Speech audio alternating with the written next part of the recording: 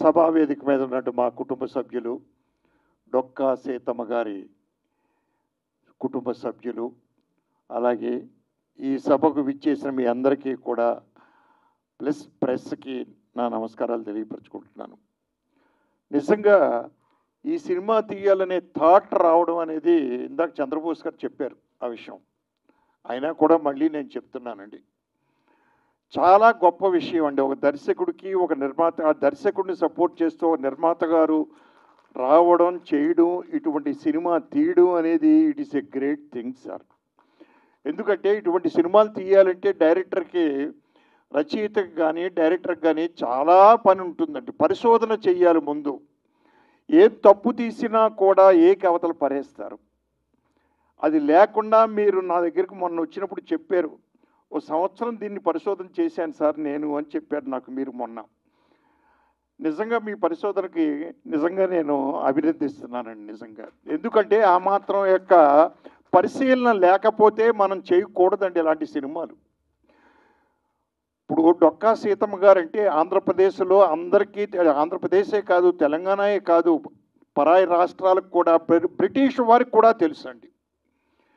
British collector గారికి favour వచ్చి పడిపోతే ఆ డ్యామ్ కట్టేటప్పుడు సాంప్రదాయ ఫుడ్ పెట్టి ఆవిడ కాపాడింది డొక్కా సీతమ్మ గారు. సో వారికి కూడా తెలుసు డొక్కా సీతమ్మ గారి చరిత్ర.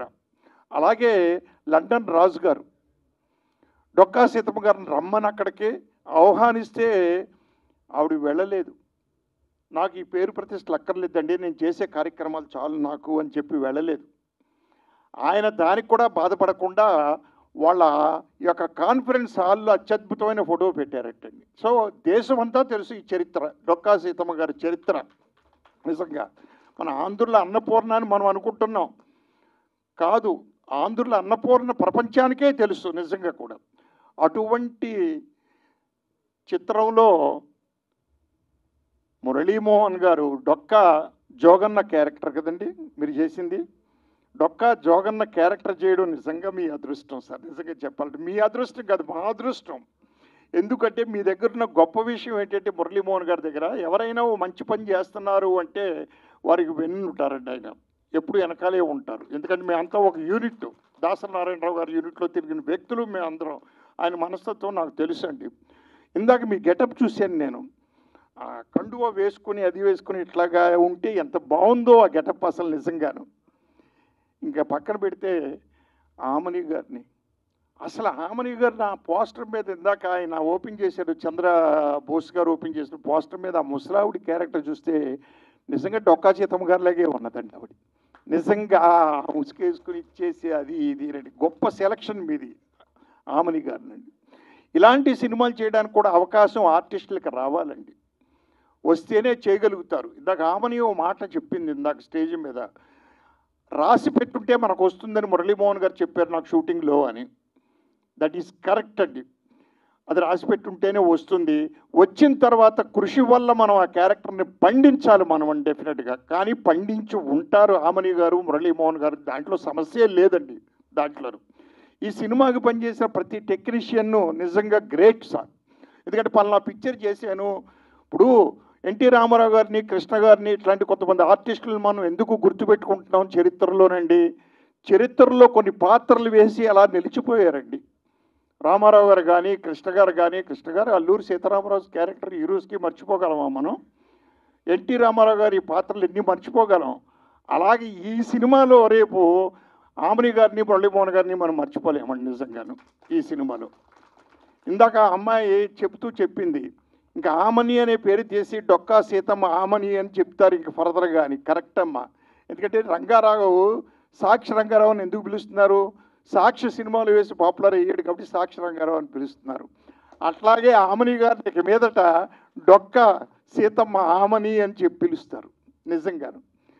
It is a great thing అండి నిజంగాను. ఎందుకంటే కాలం మారిపోయింది. ఇందాక అంబికా కృష్ణ గారు చెప్పారు, కాలం మారిపోయి ఏయో సినిమాలు వస్తున్నాయి, చూడలేకపోతున్నాం. కొన్ని సినిమాల వరకు, కొన్ని సినిమాలు మంచిగా వస్తున్నాయని చెప్పారు ఆయన. ఆయన ఉన్న మనసులో ఉన్న బాధలు చెప్పారు బయటికి.